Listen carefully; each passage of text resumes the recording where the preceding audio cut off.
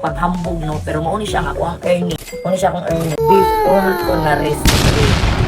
Yo, what's up mga ka-Aryat? So for today's video, ako ning i-share sa inyo ang akong experience sa Facebook. So actually, dagan kayo nagdaingon sa ako, ka-income na ba daw ako sa vlogging, naka-income na ba daw ko aning videos na ako sa Facebook. So akong tubagon ang inyong mga pangutana karon. Sugdan na to sa nahitabo last year.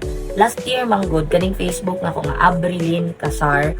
Muna siya na Facebook na ako ang naga-income. Naka-earn ko o ka ng star, in-stream ads, subscription. Set up na siya mga ka-area. So medyo nabaguhan ko kay dati mga kadaya nga akong tao. Pero karon mga ka-area na ako ang tao. Mauna, kanang gina-pursige na ko nga akong mga video karon kay kaning manggod akong isa ka account.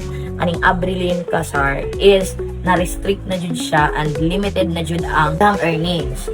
So, kung mangutana mo nga nung na-restrict siya, mo po na akong pangutana. Siguro kay nasa gunsunan ang ako ang upload sa videos. Dili ko active sa ako ang page, which is Aryat ng Ina Mo. Pinapost na ko dala ang ako ang mga content. Experience naman good na ako ang maka-earn sa Facebook.